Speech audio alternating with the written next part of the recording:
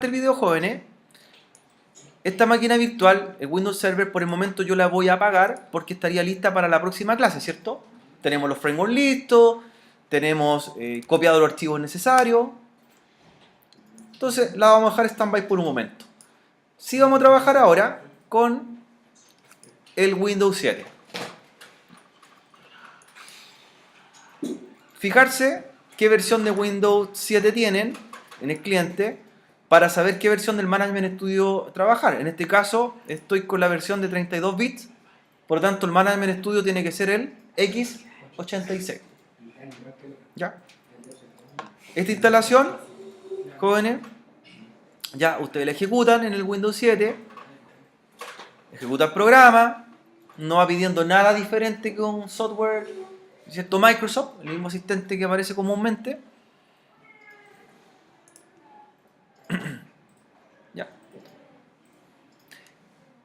Va a aparecer, dice, la instalación del programa Microsoft SQL Server. No confundir, no es el motor de base de datos, ¿cierto? Tiene el mismo nombre, pero no es. Es solamente la herramienta o interfaz gráfica.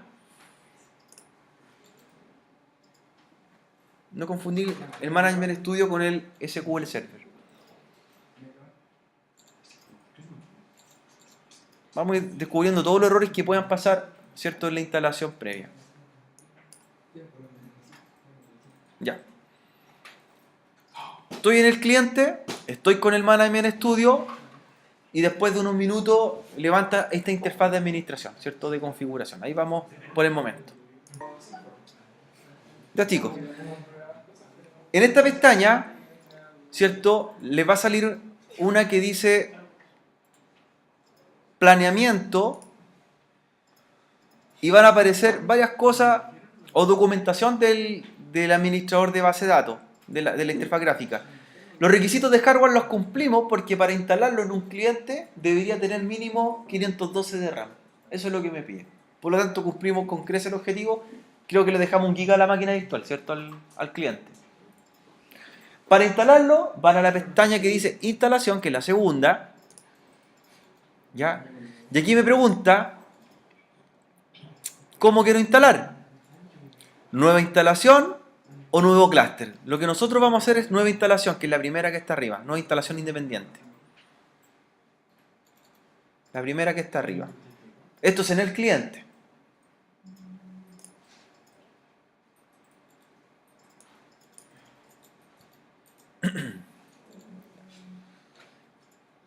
Por cada paso que nosotros vamos dando, ustedes van a poner harta atención en esto, en qué cosas se cumplen y no se cumplen.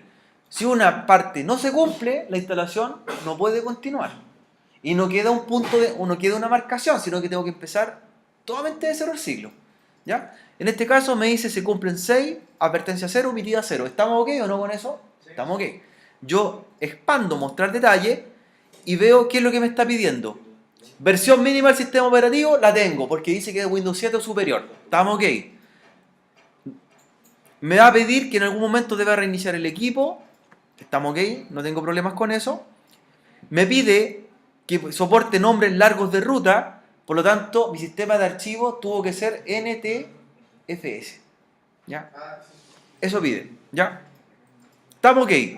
Entonces, le doy a aceptar. ¿Ya? Todavía no hay nada de instalación, solamente está revisando si cumplo los parámetros. Segunda parte de la instalación, me dice lo siguiente.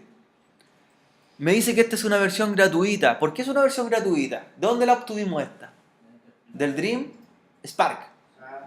Dream Spark, por lo tanto dice que no hay pago de licencia. Bien, ¿la puedo usar por cuántos días? Puedo usarla por 180 días, 3 meses, más de 3 meses, perdón. Y el tiempo suficiente para el semestre académico, ¿cierto? Tenemos de más poco en esto, ¿ya? No para los que reprueben, eso sí, ¿cierto? Que la hay que ocupar de nuevo. Pero en este caso sí la vamos a trabajar con tiempo. En el caso que llegue la fecha de caducación, ¿qué es lo que debo activar yo?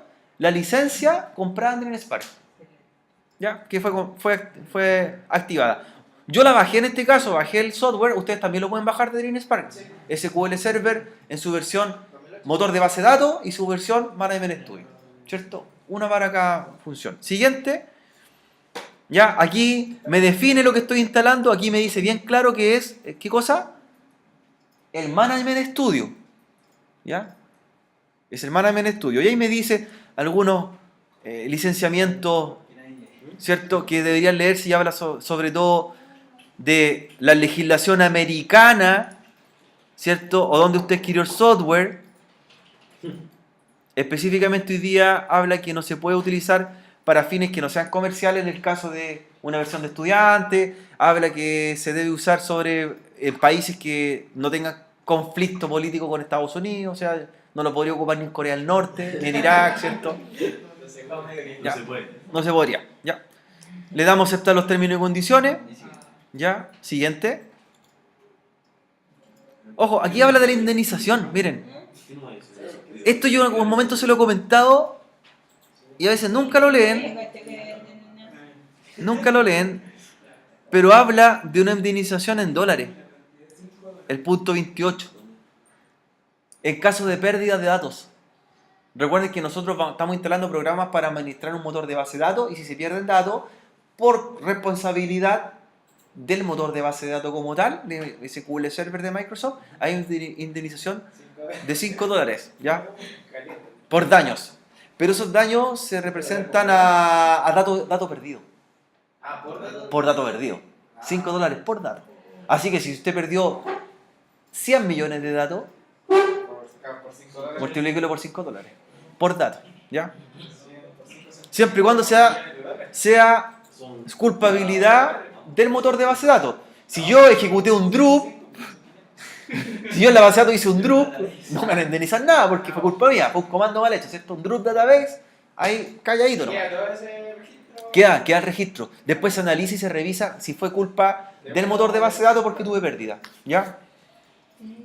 Siguiente. Va a hacer una revisión de componentes, le damos a la instalación. Ya, todavía no estamos en la instalación como tal, estamos revisando. Estamos revisando todavía. ¿En serio está conectado a la informática? ¿Lo puedes tener otra red? Para el cliente, Para el. O sea, bueno, sepa. es que tienes que tener otra IP ahí. Ahí tendrías que dejarlo con IP dinámica. Si lo vas a poner en otra red. Puedes dejarlo con IP dinámica mientras, hasta que instalemos un motor de base de datos. Solamente va a descargar paquetes. Sí, porque ahora no lo conectado. Sí, déjalo dinámico. En otra red. Solo mientras por ese proceso. ¿Con Windows 7 y 4? Lo mismo. Después hay que dejarlo con IP estática cuando estemos listos. Sí, yo creo que un reinicio. Claro, porque Windows 7 tienes que asociarlo al servidor de base de datos. Ya chicos, antes de la instalación, nuevamente me hace una revisión. ¿Qué es lo que me va a pedir que tenga instalado en el cliente? Varias cosas. Entre ellas que tenga, por ejemplo, los parches de seguridad de .NET en el Windows 7. De hecho, todos están verdes, así que no debería tener problema. Los amarillos son advertencias y los rojos, error. Si hay un rojo, no pasa. ¿Ya? Claro. Por ejemplo, aquí me dice el firewall de Windows. ¿En qué estado tiene que estar? Desactivado. Si hubiera estado activado, está en rojo. ¿Ya? Todo de nuevo. Tengo que empezar todo de nuevo. No hasta ese punto. Toda la instalación nuevamente. ¿Ya? Aquí dice que pasé todos los parámetros. Voy a siguiente. Aquí viene una pregunta para la instalación. ¿Qué se agrega acá? Se agregan todos los componentes que me da para elegir, que son dos casillas. La herramienta de administración básica y una SDK de conectividad. Entonces usted selecciona los dos, ¿cierto? En la configuración del cliente. No tiene más que elegir, pues son dos. Elige los dos. ¿Ya? Herramienta de administración y el SDK. Que es un kit de desarrollo, ¿cierto? Un kit developer. Ya, siguiente. Algunos estamos cerca. Vamos a ver, que hacíamos en el cliente, ¿cierto? Ya. Todavía no hay instalación, me está revisando si cumplo los requisitos. ¿Ya? Requisito en espacio en disco duro, tengo 800 megabytes que me va a requerir para la instalación, estamos bien. Siguiente. De acá hay dos casillas que pregunta si las quiero activar. Usted declara que no porque son informes de errores. Por lo tanto, la máquina siempre va a tener que tener conexión a internet para poder mandar cualquier error a reportarlo. Yo no los marco, en este caso no los voy a utilizar. Y voy a siguiente. Entonces, no marcar ninguno de los dos. Y ahora me hace nuevamente una revisión para ver si cumplo todos, ¿cierto?, los parámetros. Hay unos que dicen no aplicable y los pasa, ¿cierto? Los pasa como verde. Eso está bien, porque no son parte de la instalación. ¿Ya? ¿Dónde debo preocuparme? Los que son en amarillo o en rojo. Los TIC. Y ahora, recién vamos a comenzar la instalación del Management Studio. ¿Cierto? Y esperamos tranquilamente los 8 minutos de instalación. Ya chicos, luego de un rato les va a aparecer ya la instalación terminada. 5 o 10 minutos aproximadamente se demora en total en el cliente. ¿Cierto? Le va a decir que instaló la herramienta LSDK para conexión y la herramienta de administración, que es una interfaz gráfica. Y terminamos la instalación. Damos por terminada la herramienta Management Studio. Vamos a ver algunas cosas. Todavía no tenemos dónde conectarnos, porque no hay un servidor corriendo, pero vamos a ver un poco la interfaz, cómo funciona. ¿Ya? Entonces continúo en el cliente. Una vez que se instala la interfaz gráfica, usted va a encontrar lo siguiente. Va a aparecer un directorio que se llama Microsoft SQL Server 2008, y adentro, ¿qué va a haber? Un ejecutable que se llama SQL Server Management Studio. Ya. SQL Server Management Studio. Lo voy a iniciar ahora. SQL Server Management Studio. Bien definido que esa es la interfaz de administración. ¿Qué es lo que hace? Ahora nosotros empezamos a buscar servidores de la red con motores de base de datos en los cuales nos tenemos que conectar. ¿Eso viene a cumplir como el papel de PHP? Cumple el papel del PHP cumple el papel del PGAdmin, porque sin la interfaz gráfica nosotros no podemos trabajar directamente en un motor de base de datos, ¿cierto? Esto es lo que cumple ese objetivo. Aquí yo puedo hacer consultas, conectarme a un motor de base de datos, diseñar una base de datos, etc. En el caso de Microsoft. ¿Ya? ¿Qué es lo que debería elegir acá yo? Por ejemplo, debería, cuando tenga listo, elegir motor de base de datos, y acá en buscar más dice buscar en servidores locales o en servidores de red. ¿A dónde debería buscar? Servidores de red. Entonces ahí, ¿qué van a empezar a aparecer? Cuando tengamos las máquinas listas, todos los motores de base de datos que están corriendo en la red de cada máquina virtual nuestra. Entonces ahí yo selecciono o pincho mi máquina virtual, ¿cierto? Luego voy a dar los parámetros de conexión y voy a entrar al motor de base de datos. Pero yo quería solamente revisar esta parte. Hasta ahí el Management Studio está ok instalado.